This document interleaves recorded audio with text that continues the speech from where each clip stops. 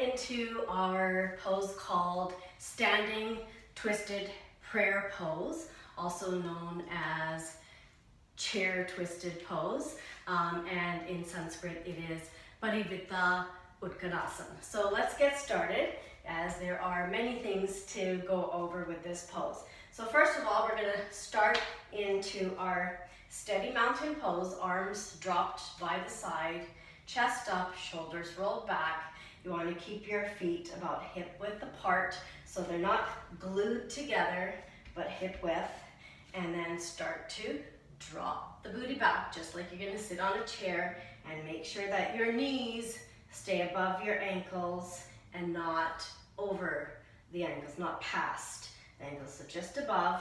Booty is back, and really press and drop that tailbone downwards so that you get the lengthening in your spine. As far as your inner thighs and pelvis, inner thighs, it's a very subtle squeeze, almost happens naturally. And the pelvis is centered and neutral, so it's not too much back, it's not too much out, it's just sort of center and aligned. And then the lower belly, you want to pull it in and up, and again, it's very subtle. So now from here, you have to maintain the strength in your legs, and your hands are in prayer pose, elbows are by the side, nice deep inhale, and start to twist from your torso, not from your arms, and trying to look up towards the ceiling. You can have a check at the knees, make sure they're at level, and you want to make sure that your elbows are also, your elbow can be pointed up towards the ceiling or pinned in by the side, and even your shoulders, so one shoulder above the other, making sure that they're somewhat in a straight line there, holding it there for a few seconds and then coming up. So now that's a bit of a modified version, because the full version would be eventually that you're able to bring that right elbow over to the outer left leg, outer left thigh.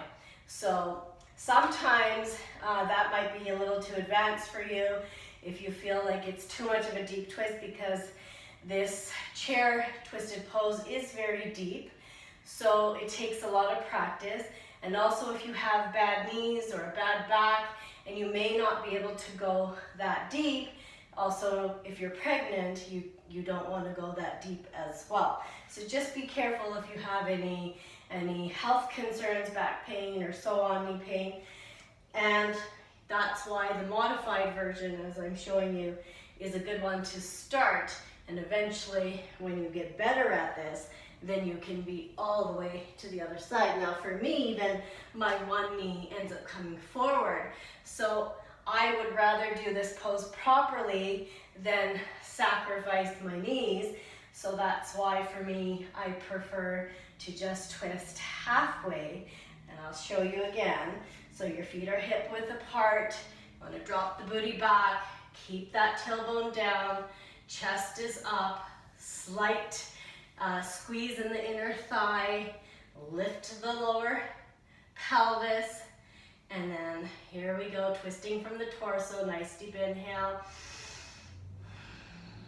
And with the elbow, as mentioned, you can keep it pointed all the way up towards the skies, or bring it pinned into your body, however you feel comfortable.